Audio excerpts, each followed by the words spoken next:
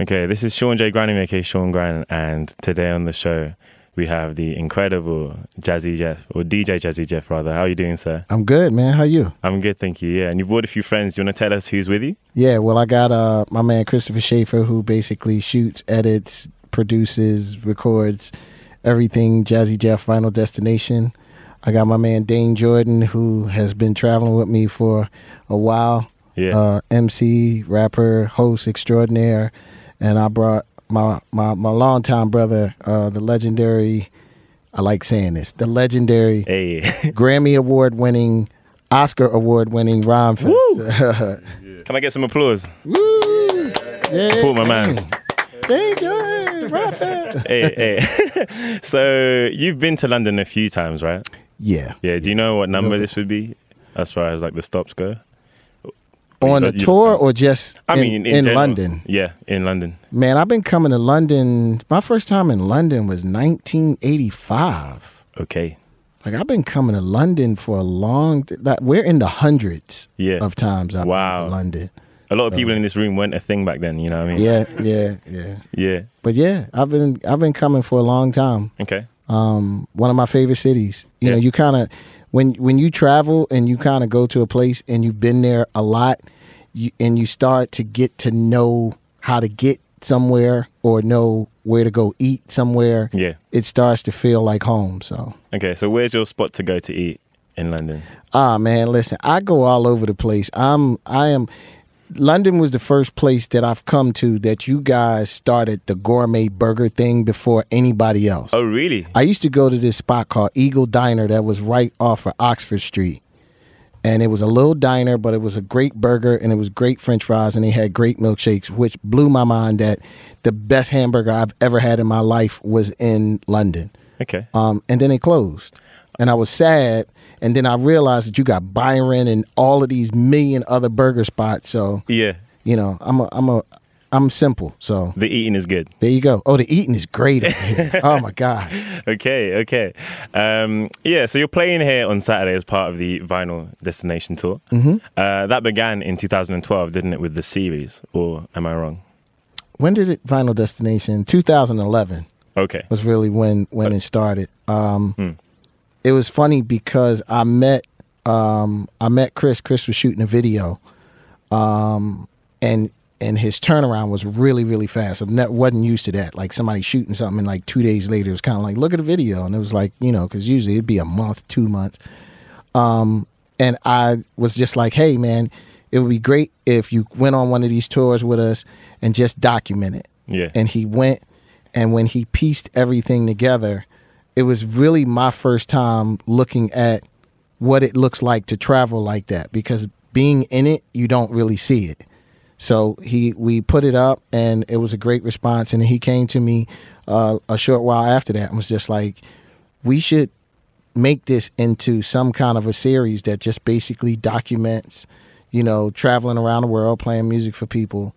And that's pretty much where it started. You know, one of the things that I told him is if we did it, I wanted to be an accurate account of how things are. Everything isn't always good out on the road, and I don't want to make it good. So if I'm sick, I'm never going to tell you to stop filming.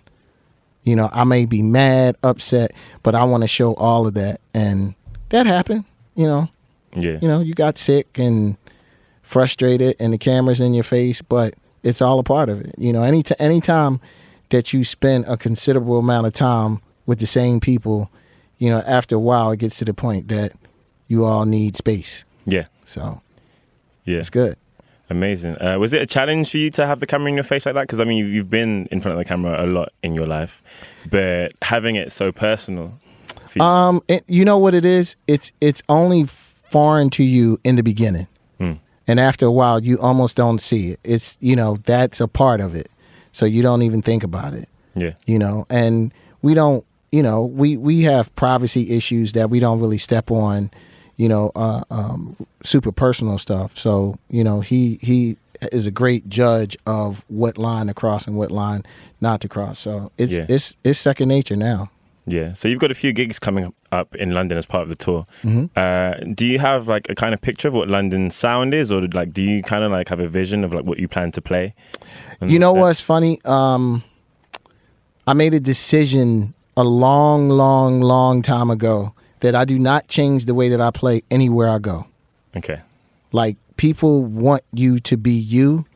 They don't want you to be what they're used to. Yeah. And I remember going to Australia maybe about 10 years ago, and someone was saying that, you know, it was a really popular DJ from the States that came, and they played basically all of the stuff that the Australians hear on the radio. Yeah. And it was kind of like, I waited 10 years to hear you do what everybody else does. And it was a really big letdown.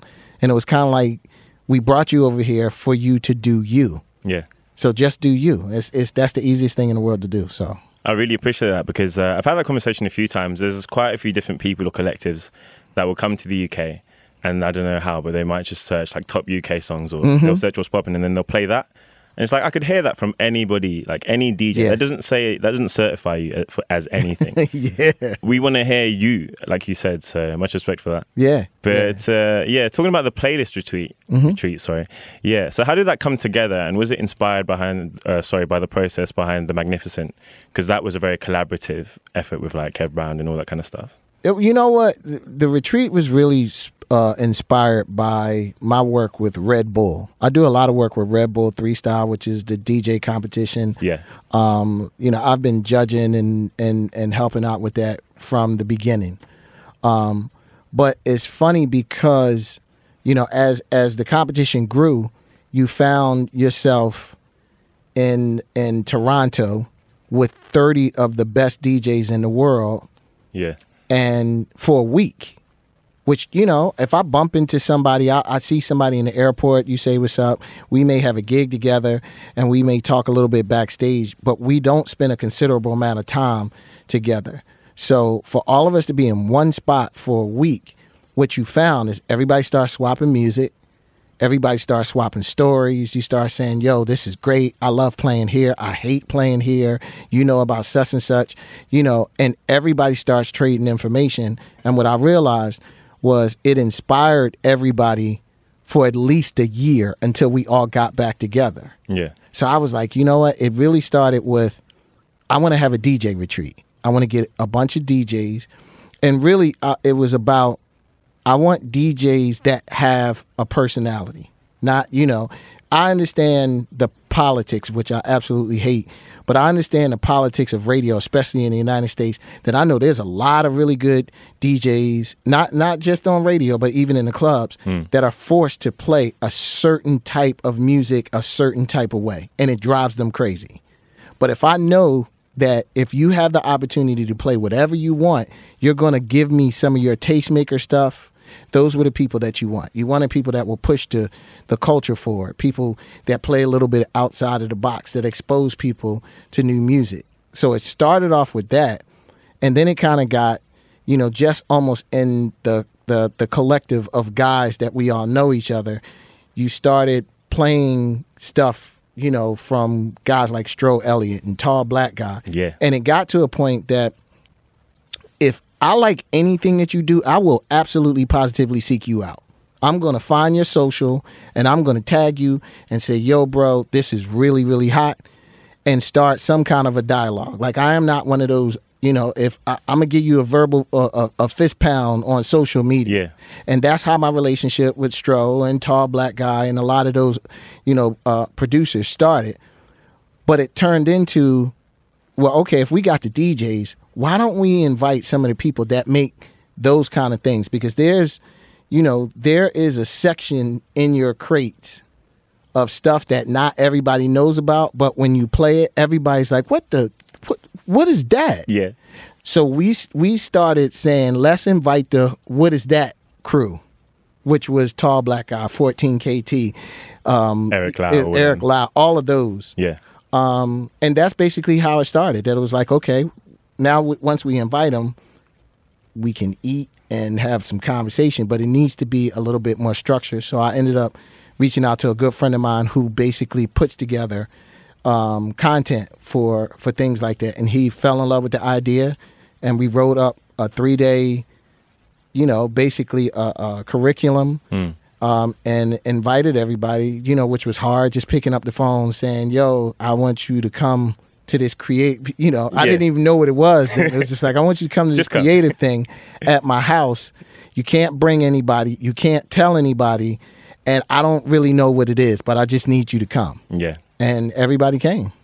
And, it's been probably the most life-changing thing that I've done. Amazing. Just not just for myself, but for the people coming. Yeah. Because it's a community. We all need to be a part of a community. I don't believe that anybody on earth can do anything by themselves. And the more people that you have that support, especially as a unit, it all starts to move. Yeah. And it's not just you guys that have had that life-changing experience because of that. I think the listeners as well. For example, you had the Glenn Lewis Chasing Goosebumps album come out of that. That album is incredible. Thank you, man. And if you hadn't done that, it wouldn't have we wouldn't have ever heard that. Yeah. So how did that process come together? When was it? Because this is going to be year 3. This is going to be year 4. Oh, okay. Yeah, what was the year off? Coming up. How did that album come together? Because you said it to be a week eventually, right? Like you made it in a week. Yeah. When we started the retreat, the first year at the retreat, part of the curriculum, it was funny. Because my man Ant was like, listen, I want to do a creative challenge. Yeah. We need to figure out how we're going to do this creative challenge. So basically, I have about 75,000 records in my garage. And it was just kind of like, listen, it was crazy because DJ Scratch was making a beat.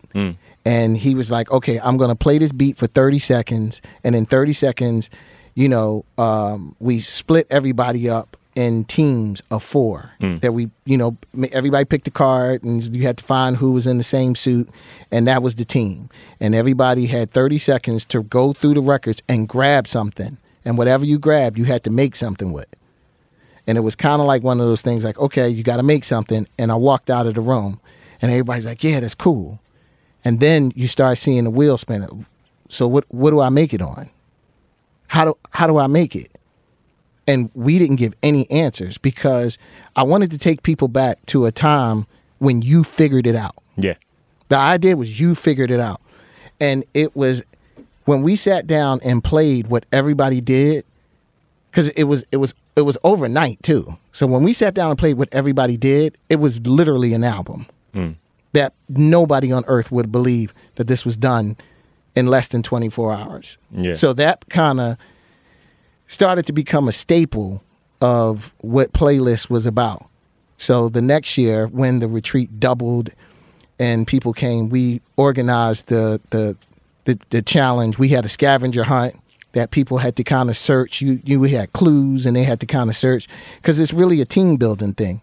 But it was the same thing. Like it was some amazing music that came out of it. And even this year was just mind blowing. But in doing that, we decided that every January, it was kind of like, you know what? I want to invite some of the playlist people back, but I want to invite more so the producers and the songwriters. And I just kind of want to go in the studio with no agenda. We have somebody that prepares food, but for 2 weeks, all I want to do is make music. Yeah. No reason. It ain't got to come out. It is not for a project. Let's just make music. And when the first time we did that, we ended up with 19 and a half hours of the most incredible music that everybody was just kind of like, this is insane. What are we going to do with this? Yeah. And it's a couple of things that kind of came out, but we really still have all of that music just sitting there. Send me some if that's okay. Yeah. Please. So basically what the Chasing Goosebumps was we decided to be a little bit more direct in what we were doing. So, Robert Glasper is a really good friend of mine. And I told him, because he was invited to the sessions, and he was just like, you do this every year? And I was like, yeah. And he said, every year this needs to be an album. He said, for some reason, in that course, whatever you make needs to be an album that comes out. So he kind of gave me the idea. And it was just kind of like, Glenn came to the retreat. I worked with Glenn for a long time, huge fan. And it was just, we sat down and was like, listen, let's do it. That Glenn is the anchor. And it was really, really about pushing everybody's ego out. It's not about it. Why wasn't it me? It was kind of like Glenn is the facilitator for this collective that we just want to make something. And Eric Roberson, was basically the one that came up with the whole concept of Chasing Goosebumps. Yeah. Because he was just kind of like, what, we all look for music that creates some kind of emotion. Okay. So that's what it was. It was kind of like, listen, what we want to do, we just want to make some music that feels good. Like what we're trying to do is we're trying to chase goosebumps. We're trying to chase, that feels so good. That stank face. Yeah, exactly. Yeah. And that's basically what it was. Amazing. So I want to touch on something else, but before I do that, there's one song, I think it's just one song that doesn't have Glenn on it, and it's called Die Empty. Die Empty. And it features, I believe it's yourself, talking about this idea of letting loose all your creativity. Some of it you're going to sell, some of it you're going to keep to yourself. Can you talk about that song and talk about that message, why you felt it was important to put on the album? Because when I heard that for the first time, it was at a point where I was thinking along those kind of lines, and then just to hear you say that was solidifying it in my head, like, hey, do everything you feel creatively, let loose.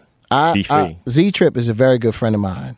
And Z-Trip was the one that put me on to an author named Todd Henry, who actually wrote a book called Die Empty. And that was the passage in the book. And that stuck out. That was, every once in a while you hear something that is kind of like, I needed that. I really needed that, because it really put stuff in perspective. That it was basically that, he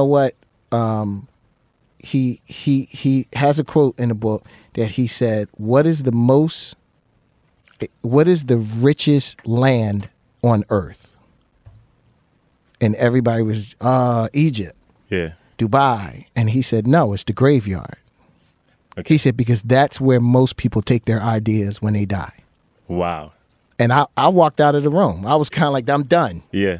But it's literally, everybody has this whole thing of, I'm trying to make this music because I want to sell it, or I want to get it on the radio, or I want to do something with it. And it was kind of like, if I don't do that, then I am just going to die with this with me. And it's kind of like, to me, to be a creative, to have a fulfilled life, I want to get everything that's in me out before I die. Yeah. Like, I don't want anything left. And that means that some of it, some people are going to buy it. Some of it I'm going to make to clean my house. Dane will tell you, I got albums that I've made to clean my house. That it's like, this is vacuum cleaner music. Like, this is great. Yeah. But you just got to get it out.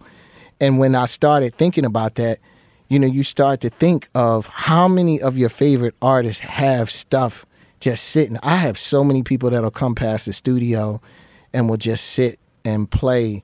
Laura Finesse and Large Professor came down one time. And when I say the amount of music that Large Professor played, that I was just looking like, what are you doing with this? Like, and he had a look on his face like, I'm waiting for someone to give me something in order for me to give this out. And I'm just like, well, what if they never do?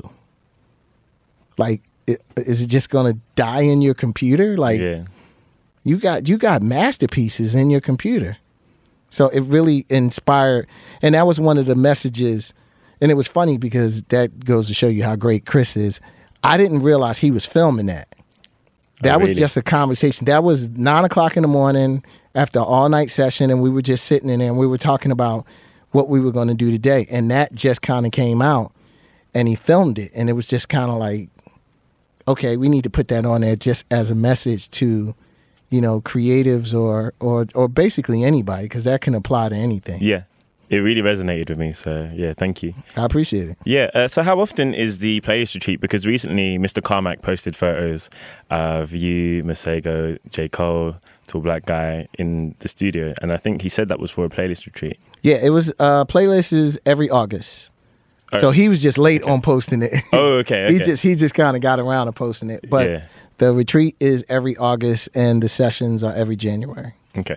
Oh, so there's a different thing going on. Yeah, the sessions were when Chasing Goosebumps. Oh, okay. The sessions are, and that's when the album challenge comes about. Yes. So I'm excited to see what the next one will be. Oh, no. We're not going to do that again. We're going to make an album, but we are not going to do that whole make it in a week. I'm never doing that again. I thought after Robert Glasper gave you the idea. Oh, no. We're going to make it. Okay, but the week limit is out the window. Yeah. Was it intense? It was, yeah. It was really intense. It was the most fun I've had making something. Yeah. It got really challenging the last 3 days because we put a time limit, we put a goal, and then we were live streaming everything. So we had, it's when we started doing it, we live streamed it on Facebook. And I was really under the impression, like, listen, you're going to have 1,000 people sometimes, and then sometimes you're going to have 50 people. It's going to be really cool bringing people into the creative process. Yeah. And we would have sessions that at the end of the session, Chris would walk in and be like, yeah, it was 555,000 people watching. And you're like, what? Like, because you didn't realize just how intense people looked at it. So to get to the last 3 days, like, we needed to be finished Sunday night. Glenn finished singing his last song Friday night. So we had 2 days to mix everything. And everything that's on the album isn't everything that we mixed and recorded. I bet. So it was really intense. It was a good 72 hours of no sleep, and just trying to get it across the finish line. So I enjoyed the creative process. Yeah, but never again. Listen, I'm gonna make it, and then we're gonna take our time finishing it. Okay. Yeah. Well, I'm excited anyway. Yeah. Yeah, but from what I know, you're also at work on another Magnificent album. Done. Okay. Done. Okay. Any details on that, or a date, or? I'm looking very early, top of the year. Yeah. We were shooting to release it this month. But I decided just to kind of hold it. Like, that's one of the reasons why, my brother Rhymefest is with this. I did this album with basically 3 MCs. Okay. Which was Dayne, Rhymefest, and I actually did it with my son. Yeah. Amir? Yes. Yeah. And we wanted to really do something different. It was very playlist like that.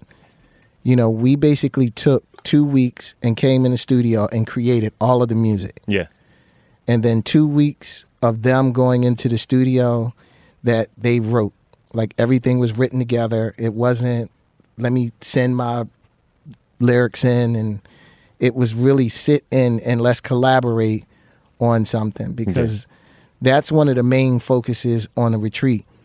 That most people have a laptop, and most people create their music on their laptop, and they do it by themselves. It's their beats, it's their flips, it's their everything. And most of the music that we grew up loving was all made with a collaboration of people. Physically as well, right? Yes. Yeah. So what we wanted to do with the challenges, all of that was to get people in the room and get them back into the collaboration process. Like, you're dope and he's dope, but both of you together, that's 2 times dope. Yeah. You know what I mean? It's exponential, yeah. Yeah. So that's what I wanted to come across, with this record. Wicked. So yeah, you've brought along Dayne Jordan, and you've been working together since about 2012, right? Yeah. So how did you come across Dayne, and what made you feel it was right to, one, have an album produced by you, but also to join the tour? I know you talked about it in the memoirs of Dayne Johnson intro, but I want to hear it from you.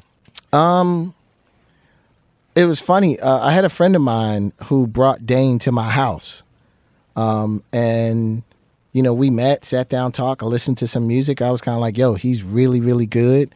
But it's funny thing about timing, that it was kind of like, I don't think it was time for me, or I don't think it was time for him.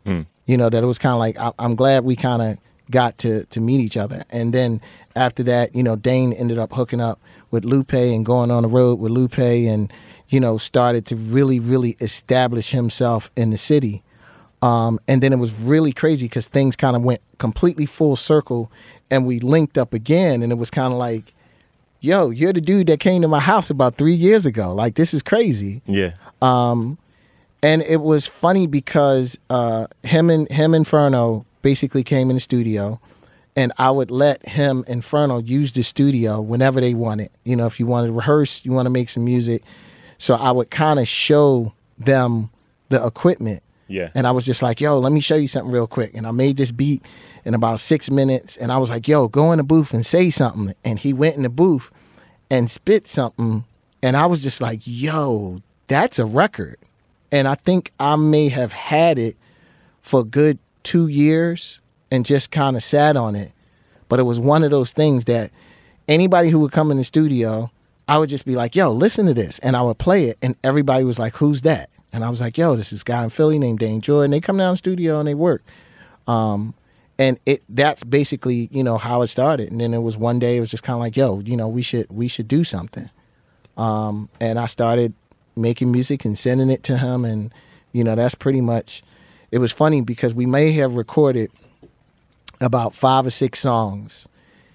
No, we probably recorded like 3. And then the next 3 songs that he recorded, it was almost like he was getting something that was in him out. And we stopped. One of the things that I've really respected about him, that I sat down and I said, we need to stop. And we need to take these 3 songs and reconfigure all the rest of this because you're telling something that I think you need to get it out. And normally, you know, people are just kind of like, yo, I want my stuff out tomorrow and it's gotta, and he was kind of like, cool. And we really just put our foot on a brake and started constructing, you know, I never interfered with what he wanted to say because I wanted him to get it out. I was just like, all I want to do is I want to paint the musical picture of what you're saying. And that's pretty much what Memorize was. Wicked. So, Dayne, do you want to talk a bit about the experience working with DJ Jazzy Jeff? Yeah, take that. Can I call you Jeff or? Jeff is cool. Okay, yeah. Cool. And just touring with him and stuff as well. Yeah. It was incredible just from the gate, being from Philly. And he's a legend, an icon in the city, and everybody respects him on a level that's far beyond just the celebrity aspect. He's like the people's champ, you know, and he's maintained just a personal connection with the people from the city for so long that we love him there. So for me as an artist to have an opportunity to watch this guy who you've seen on a TV show and who you've heard every summer, he's the staple of the summertime season. Yeah, it was incredible, but I was nervous too by default because when we first started going to his house and working on music, it was not like what you would traditionally expect an opportunity to be. You wouldn't think that it would come in that way, but he made it very comforting. He likes to feed people. That's his thing. Yeah. You know. It's always easy to break bread, over breaking bread. Absolutely. Yeah. And I thank him for different things that he helped instill in me, Inferno, prior to actually making music, because it was like, yo, you can use the studio. I'm going on the road to do some shows. Y'all got it for right now. But make sure you vacuum that carpet too. You know, so like little stuff like that also gave us we were working. Yeah, there's a discipline to it. Yeah, it wasn't just like something being given to you, and I always admired that. But just when it came down to the music, I think all of those things made it and allowed it to just be a very natural process. It made the music making side of things not be so, I'm an artist coming up in this icon, I have to like prove something to him. It was almost like we both make music, let's just do it. And we learned a lot from each other in the process, so it was great. Wicked. I got another question for you, because this works for both of you. Yeah, so you both recently took part in Mass Appeal's, why am I forgetting the name? Yeah, exactly, Rhythm Roulette. Yeah, how was that process for you, Dayne? Yeah, you start. Very similar to how our creative relationship started, to be honest. I'm always around and just kind of being a fly on the wall, and I love being able to shadow him. You know, in most cases, I've learned to just be quiet and observe. This is somebody with so much experience. But one of the things that he always tells me is if you see a window to be creative, just let it pour out. And that's how it starts. He makes something, starts an idea. He might look over his shoulder and hear me like in the back murmuring something or whispering something, and go in the booth. And you go in and there's a song. So it's not forced at all whenever we create. It's always, look, I just did this. You want to hear it? And I hear it and we do it. So yeah. Wicked, man. Yeah. Thank you for joining. Oh, yeah. No worries. Thanks for having me. Yeah, and man. your project, I'll play one of the songs from Memoirs. Absolutely. Of that, but yeah. I appreciate amazing that. musician as well, man. Respect. Thank you. Yeah, so how was that process for you, Jeff? Listen, I was nervous because I know about Rhythm Roulette, and I know how people are, and I know how seriously people take it. Yeah. And I was like, nope, I don't want to do it. I don't want to do it. But I am very, very, I don't make music with my brain. Like, I am somebody that 90% of the stuff that I'll make in 15 minutes. Yeah. Because I don't like putting my brain into it and slowing myself down. So it was just one of those things that it's a little bit different when, okay, you got to make it and you got a camera in your face and you got a bunch of people here. And then the whole thing of, you got to be blindfolded and pick these records, because now I'm kind of like, so what if I'm not feeling anything that I picked? Yeah. What if... You're pretty lucky. Like, I mean, you picked a song that you'd worked with before, right? Yeah. The Owl. Yeah. That was a blessing. That was definitely a blessing. But, and then, I was doing it in conjunction with Serato and Serato Sample and, which was a program that I've been beta testing. And so it was kind of like I was familiar with it. But I think the funny thing, and Dane will tell you, the hardest part about it for me was I had to slow down, because I would have finished that in 7 minutes. Yeah. And it would have kind of been like, oh, okay. Like, so I had to slow down. I actually ended up making 2 things that they showed me making one, and then they showed the second one. And like I said, it was great because Dane was right there. And it was just like, what you got? Went in the booth, did a quick mix. And that was probably the most honest capture of my normal creative process. Like, yeah. I don't like to take a lot of time. Wicked, man. Yeah, so tying into that, because you use Serato Sample, which you've been using the beta of.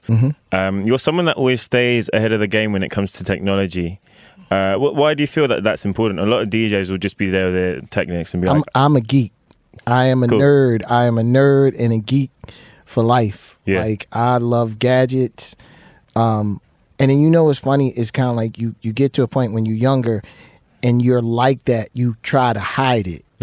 When you get older, you don't care. I'm just kind of like, listen, if it's a new TV, I want that. I want to come in the house and clap my hands, and I want the TV to come on and the lights to dim and the chair to recline and the popcorn start popping. I'm trying to, Yeah. And if it's not out there, I'm trying to invent it.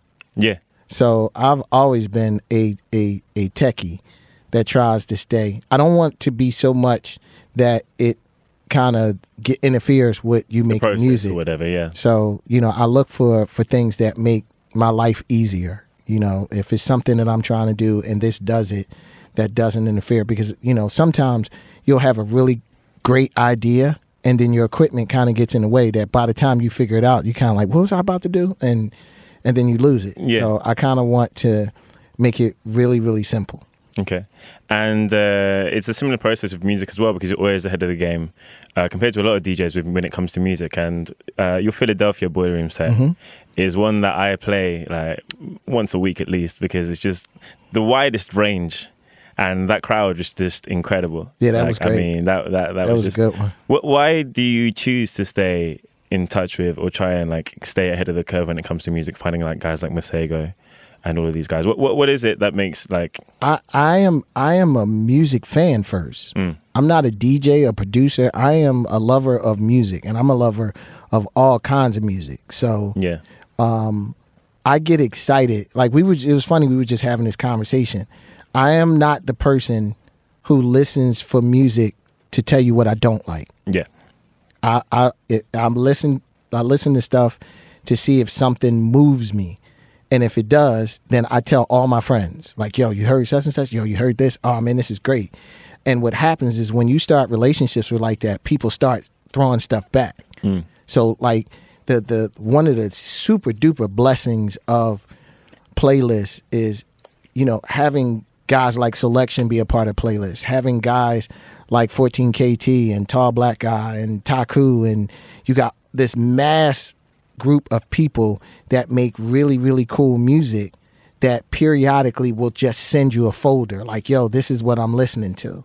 And that's basically what it is. It's you know, I came up in an era where DJs would cover the labels of their records because they don't want someone to know what they're playing, or they would hide it. Yeah. And it's almost kind of like the exact total opposite. If you got something that you like, you need to give it to as many people. If you don't do that, that's the most selfish thing in the world, because I'm pretty sure that someone like Stro didn't make it just for you to hold on to. He appreciates when you kind of broadcast it to a big group of people. Yeah. So once you start getting that, and then I think it really, really throws people off, because I am the extreme giver of music, which people don't expect that from me. Like, I'm somebody that if I'm doing a show and you play something, I'm gonna tap you on the shoulder. What's that? Oh man, I like that. Yo, can I get that? Yo, give me your email address. I'll drop you a folder of music. And they're looking at me like, you're gonna drop me a folder of music? But to me, that's what it's all about. Yeah. It's all about the sharing and the collaboration and the exchange. So, and it's just, you know, it's that is what keeps you up to date. And not necessarily up to date that you have to know all of the new stuff that's out. I think I grew up where all of the DJs that I loved had a personality. Like, you knew, you could listen to them play and you knew the personality of him. He plays more aggressive. He plays more laid back. He plays cool stuff. He plays popular stuff. He plays mashups. He plays, like, you respected that. It gave you a wide range of difference. When it started to get to the point that it was like, he plays the same thing and he plays the same thing and he plays the same thing, it's kind of like, yo, like, this doesn't create an environment that I'm used to. Yeah. You know, you kind of want to, you know, and then the hard part about that is then the public starts to get used to that. That you start to realize, like, okay, you get up in the morning, you turn the radio on, play 10 songs. You get in the car, drive to work, 10 songs. While you're working, 10 songs. Lunch break, 10 songs. It's real. You come home, 10 songs, you get dressed, and you go to the club and you want the DJ to play 10 songs. You know, I'm kind of like, now I want to play something that, you know, I'm not trying to fit a round peg in a square hole. Like, I'm not going to, listen, I got a bunch of people here and I'm just going to play a bunch of barnyard stuff. But you want to kind of push the envelope. You want to, you know, one for you, one for me. 2 for you, 1 for me. 3 for you. You know, you want to kind of do that and just expose people. Yeah, and it feels like the days have disappeared where you would go to a club to hear a DJ play something that you didn't know but you were going to love. Listen, I tell people all of the time, I remember when you had an artist like Jay-Z or an artist like Tribe Called Quest, that they would come out with something and you didn't have to hear it. If you knew it was a new Jay-Z record and they put it on, this is it. Yeah. And then I watched it turn into somebody who's going to play something brand new and they play it and I watch everybody do this. Like, I'm not going to react unless you react. Yeah. And I'm like, yo, well, where's your personality? Where's if you like it or not? Why are you waiting for somebody to drop an air horn on it or Funkmaster Flex to say this is the next big thing before you say that you like it? Real talk. And then it started to change again. You know, it started going back into, if it makes me move, I'm with it. You know, I'm not really stuck in this, I got to know it's got to be the most popular thing. So, yeah. So could you tell me any artists that you've been listening to lately? I mean, because it's pretty hard. Mine's changes so much. Like, okay. I got, you know, I've my rotation right now is I'm listening to, you know, Amber from Moonchild's EP and the Napalms. She dropped a single from Hiatus Coyote. Yeah. Absolutely positively in love with Big KRIT's album. I need to find the time to digest it because it's a double album and there's like 24 tracks or something. You know what was funny? I listened to it on the plane. Yeah. And I listened to everything. Like, it wasn't one time that I went to skip. Like, it really took me on this path that it was kind of like, yo, this was an album that I walked away from saying, I like him. Yeah. Like, I love his music. I like him. Like, he's got some substance to him. Yeah. But you know what's funny? I can only digest a few things at a time like that because I'm somebody that I get invested in. If I like that, I'm going to listen to that every day for a month. Yeah. You know, and I get into the whole thing, and it's same way with TV shows. I can't binge watch 10 different TV shows. I'm done. Yeah. I start thinking I'm one of them characters or something. Man, cool.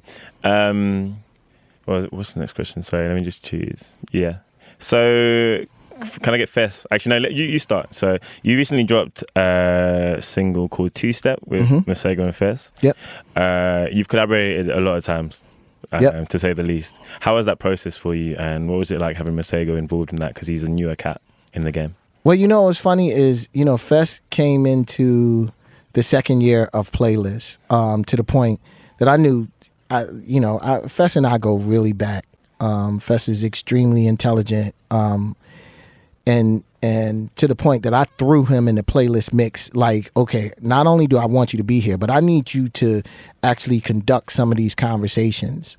And he got it. Like, when you get somebody that understands what the meaning and the message and the whole thing is, and he got it, and he jumped in really hard. Like, yo, we can do this, and we can do this, and we can do this. It's like, okay, we kind of got to take our time and figure out how we're going to do it. Yeah. But that's when the idea and the concept started. That I knew in making this record, I wanted to use all of the Playlist people.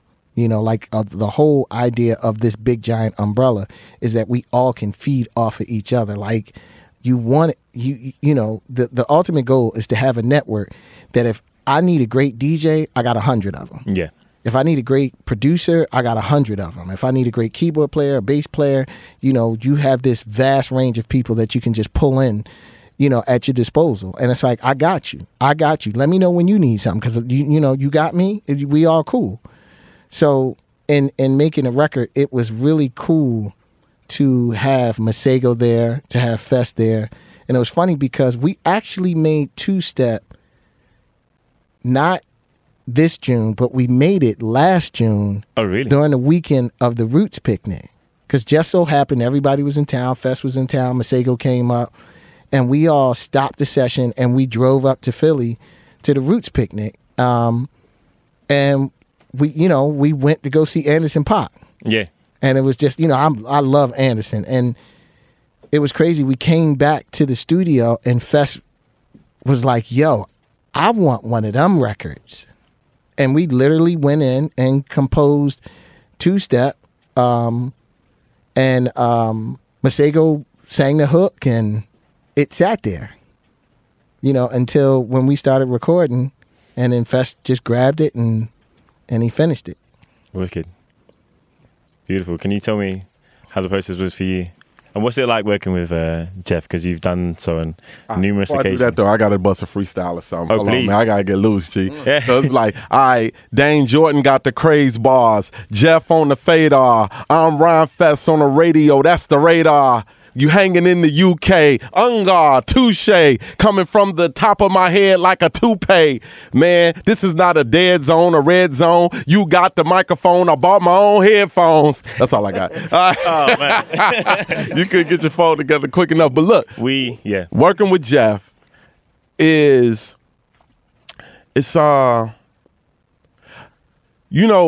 everybody that I work with, I'm not looking for transactional relationships. I've been in this for a long time, and the first time I came to the UK was with Mark Ronson, who introduced me to London, who introduced me to hip-hop on this level.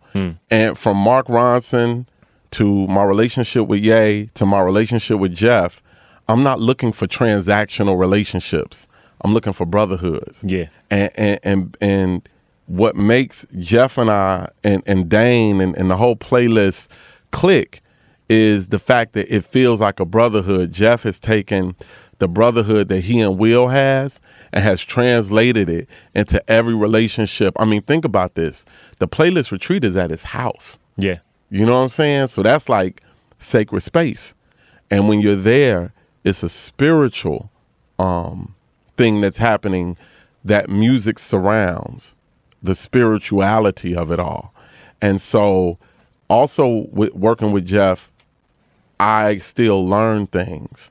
And so you don't want to ever be the smartest or the illest guy in the room, right?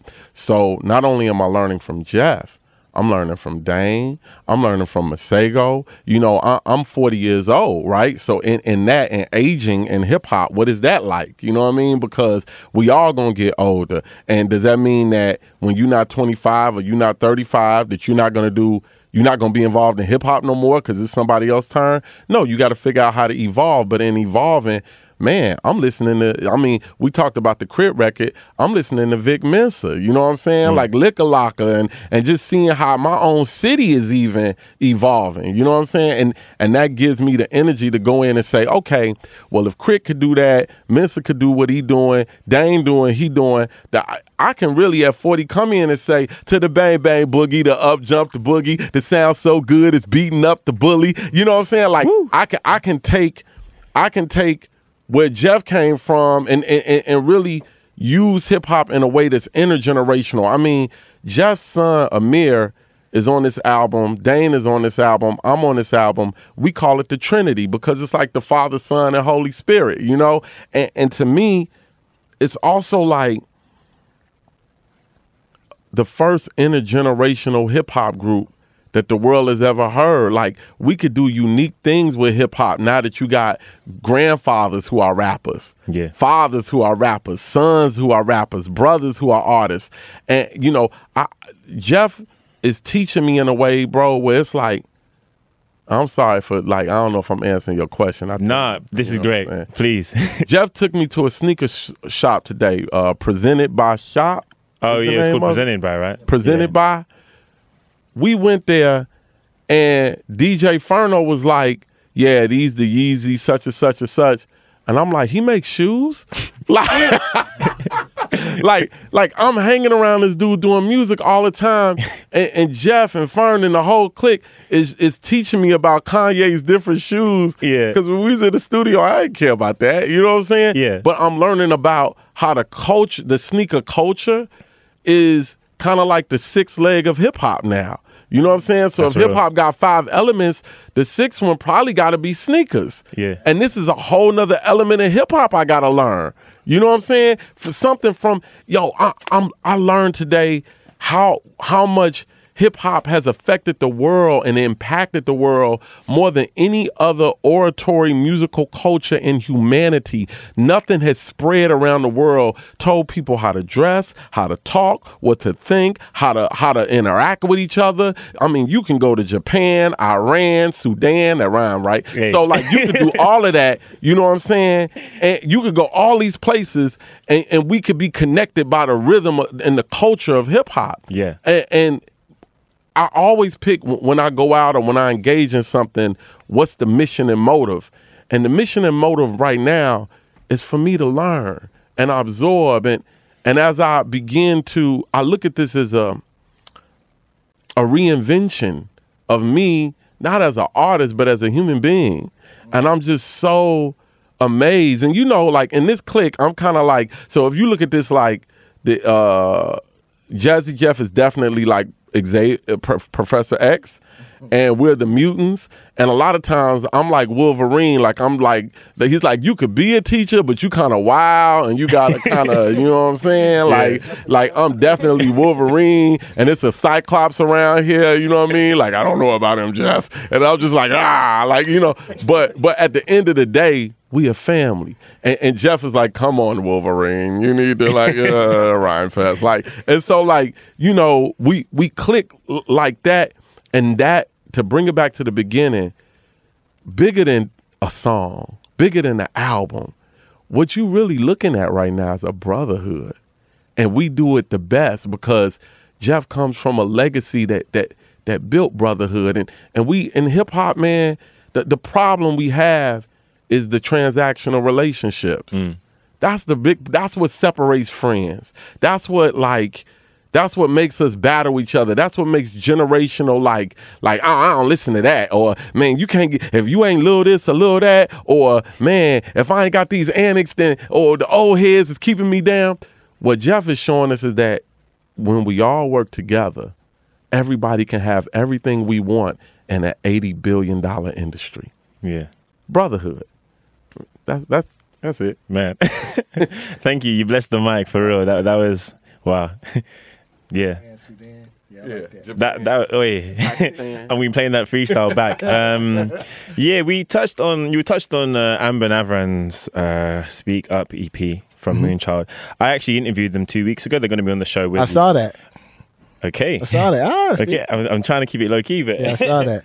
Yeah, so I have a question from them for you. So wow. We're going to play that now. Okay. We okay for time? Thank you, man. Let's see how this goes. Someone that might be on the next show as well is DJ Jazzy Jeff. Ooh, nice. Yeah, so can you guys record a question that you have for Jazzy Jeff? Aww. Ooh. And then I'll play it out. That's an awesome idea. That is an awesome idea. Can we record a thank you? And a we love you? Yeah, because he remixed two songs. Yeah. The truth. Yeah. Mm-hmm. Yeah. He's been incredible to us. Totally. Yeah. Question though.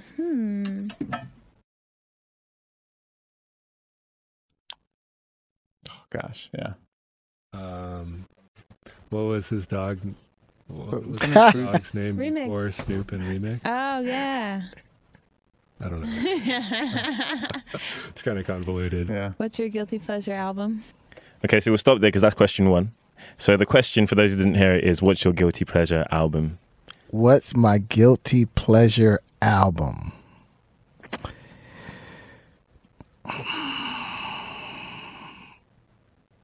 That might be Britney Spears. Okay. Shut up.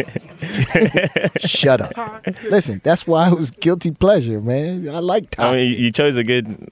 Listen, like I said, I'm a fan of music. I don't listen to music for what I don't like. I'm not one of those people like, oh my God, they're so big and just Britney Spears, Toxic. I used to be in my car banging that John, and I would sing that to the top of my lungs. So, okay, I'm just gonna play the rest because there's one more question there. Yeah? Okay. Yeah. All right.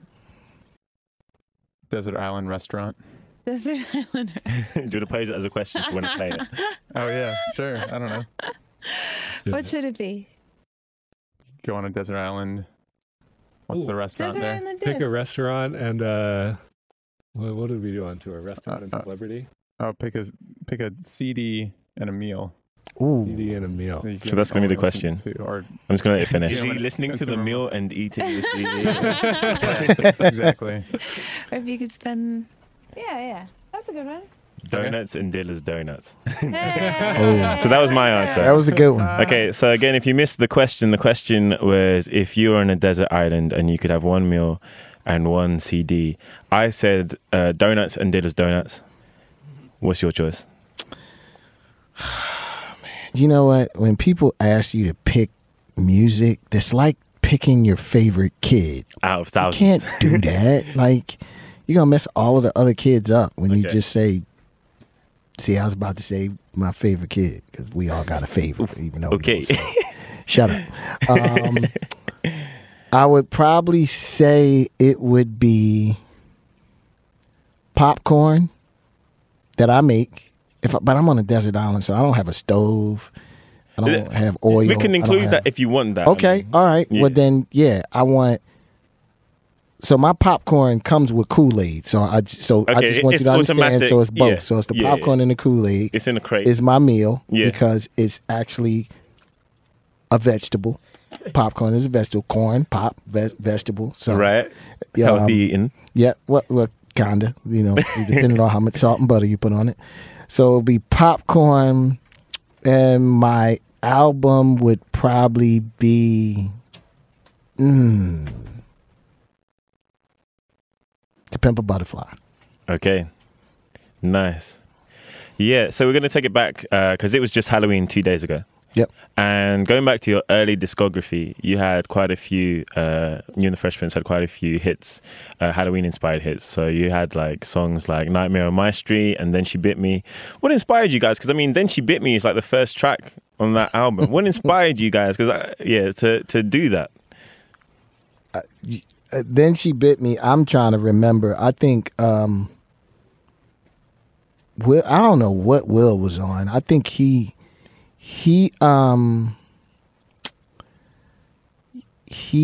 saw a car accident between a guy and an old woman who ran in the back of him. Okay. And he said as he was driving by really slow, the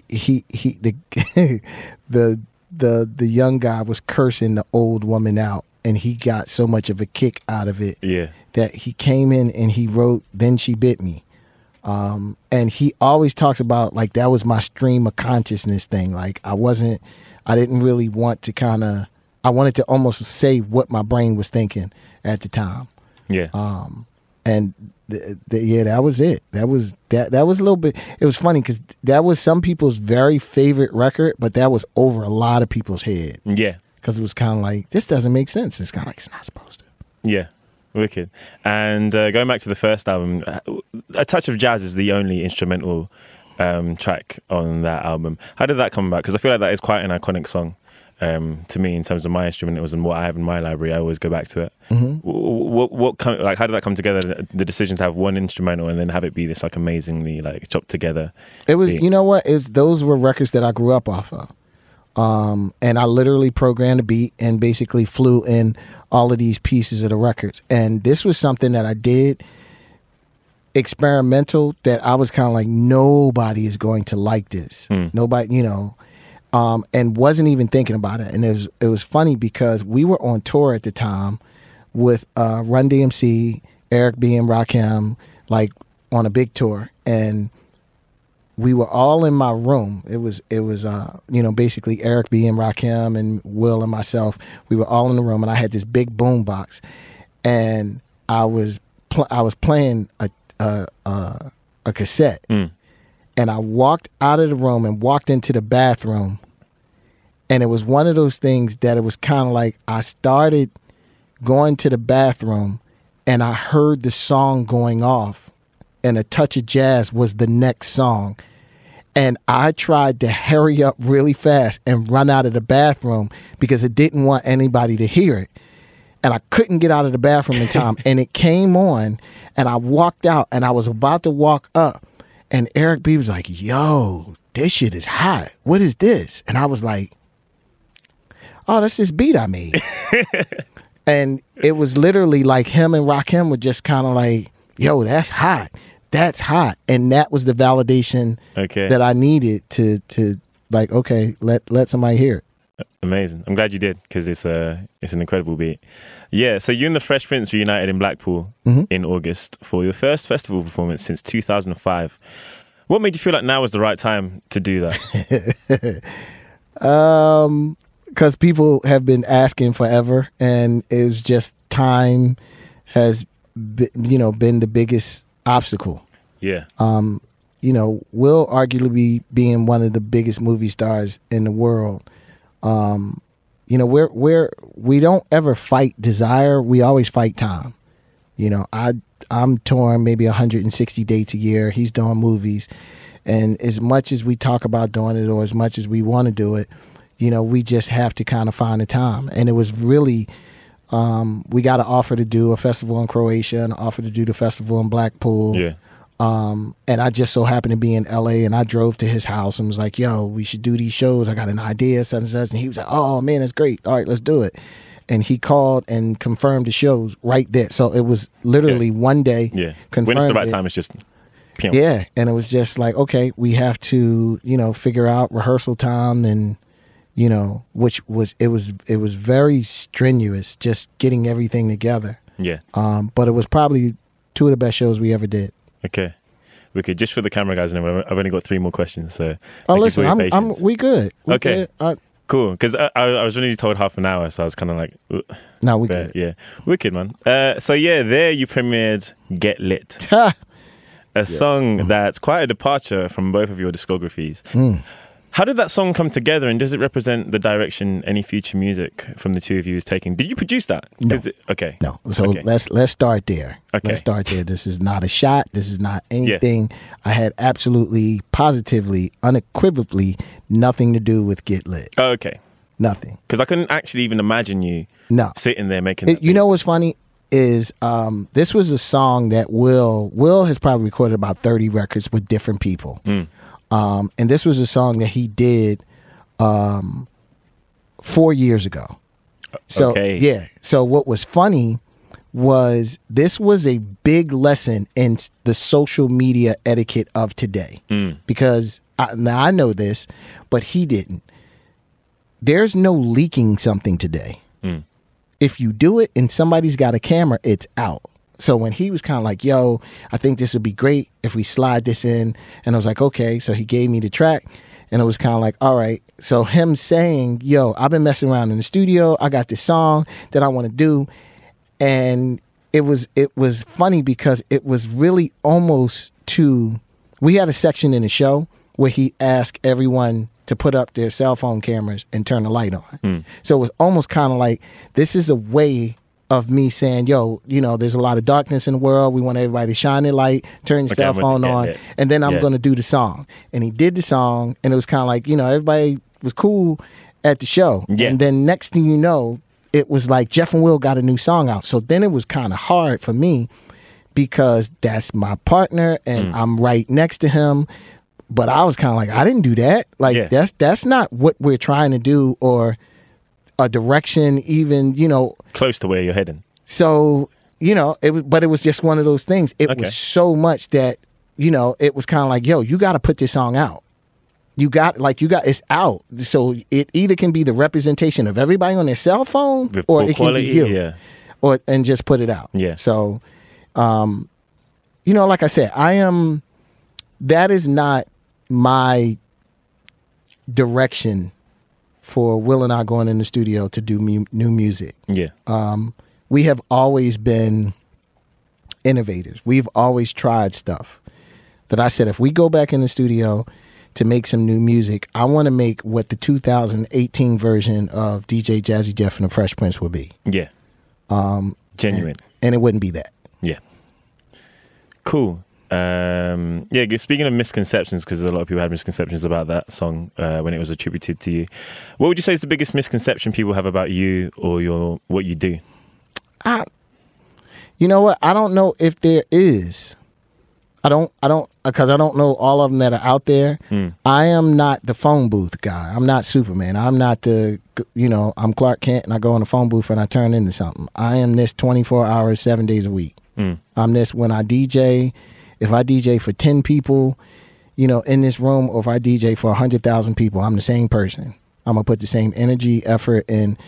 And I think I've been like that because it's easier to life manage. Like I've been around a long time and watched people that was pretty cool. That was really cool. But, just watch people kind of go through the different phases of, I'm a superstar and I'm this and I'm this and I'm this. And you find yourself getting lost into who you are. That I kind of wanted to, I know Jeff and I'm cool with Jeff. Like there's only one Jeff. Yeah. I feel like this is such a generic question. You've spent so long in the game, but if you had any advice to either give yourself when you were starting out, or to give the new generation of artists and producers and just creatives in general, what would it be? The funny thing is, I would not give myself one piece of advice. I wouldn't try to change anything the way it was. I'm cool with the way that it turned out. I've always felt like if I change something that could possibly benefit something in a way that might be good, it's going to change something else. It's going to be a scale. Yeah. It's always balanced. I don't want to change anything that will make me not marry the woman I married and have the kids that I have. Hey. So I'm kind of like, nope, I ain't touching that. I'm cool with the way it is. It's really interesting giving advice to younger artists, because there was a point in time, especially in the DJ and the producer culture, that my advice was always like, yo, you gotta stand out. You gotta be your own person. You gotta do your own thing. But then there was a point in time that the DJ who wanted to play music outside the box would never get any work. So I'm kind of like, yo, I'm giving you advice that isn't going to work for you right now. I'm giving you advice that if I started off right now doing that, I don't know how successful I'd be, because I've been blessed to be doing this in a time period that you've watched all of these changes. Yeah, the generation. But it's, the one thing that I will say is you have to find some kind of way to separate yourself. You have to find some kind of way for people to know. It's almost like if I walk into HMV and I see all of this music that was released this week, why am I going to pick you? Yeah. Like, what is it about you that's going to make me pick you, opposing to picking all of this other stuff? It's like, there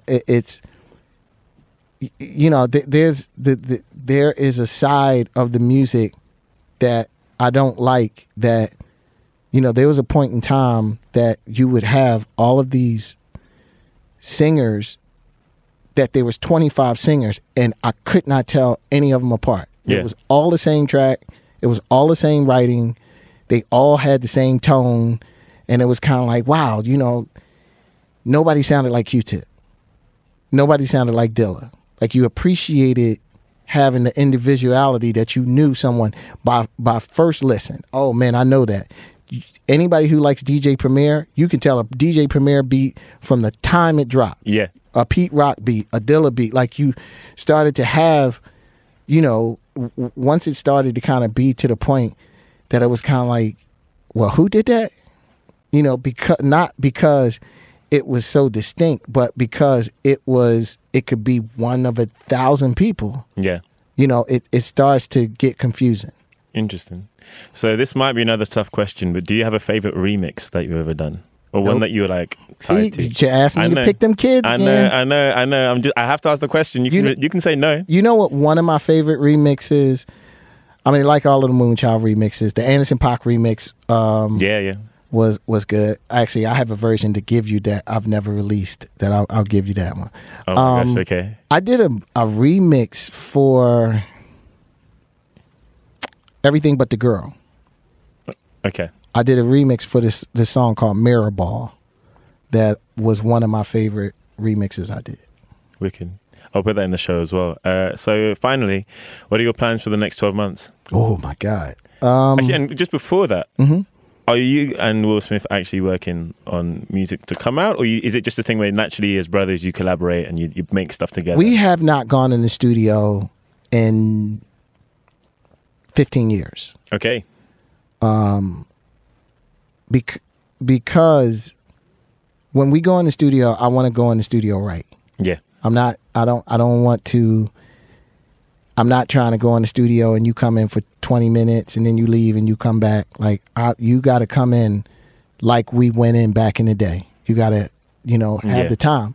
And I understand. Like, I'm very understanding at his schedule and just how things are, that sometimes he wasn't able to give the time to it that I really wanted. So instead of prostituting it, I'm kind of like, listen, you can work with whoever you want and do whatever you want.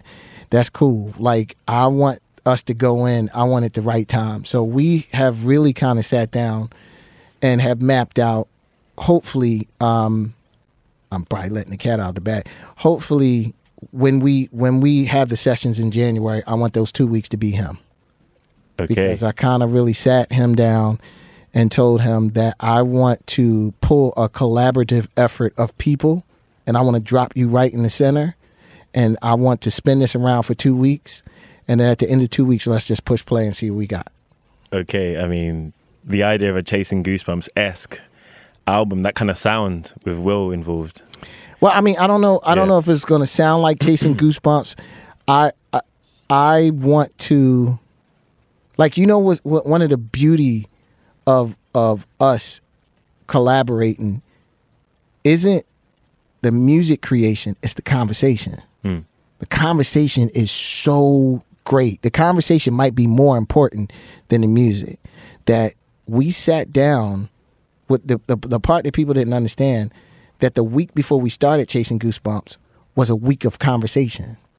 We were in the studio and people were kind of messing around, but we talked about what we wanted to do. We talked about what the goal was, what the objective was, how far you want to push the boundaries, you know, to kind of get an understanding. And then we kind of went in. And that's basically what I want to do.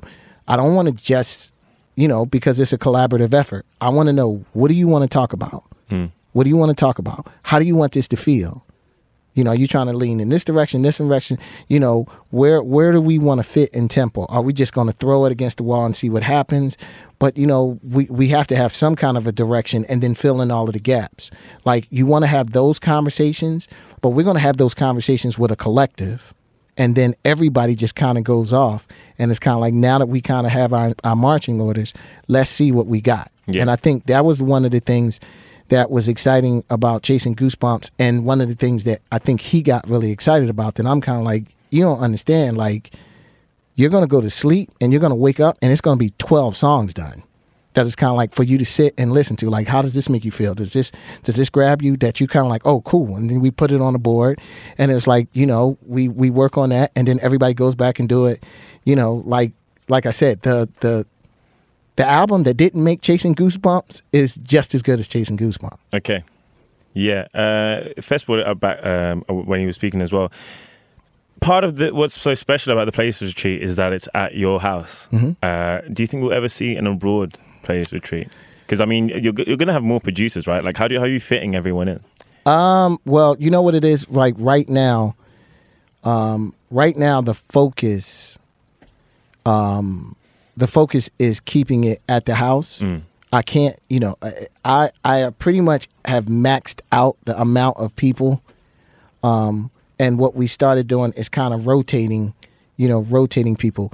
Eventually, I would love to be able to move this around. But there's a part about inviting people into your house, into your space, and your that food. People kind of respect. Yeah.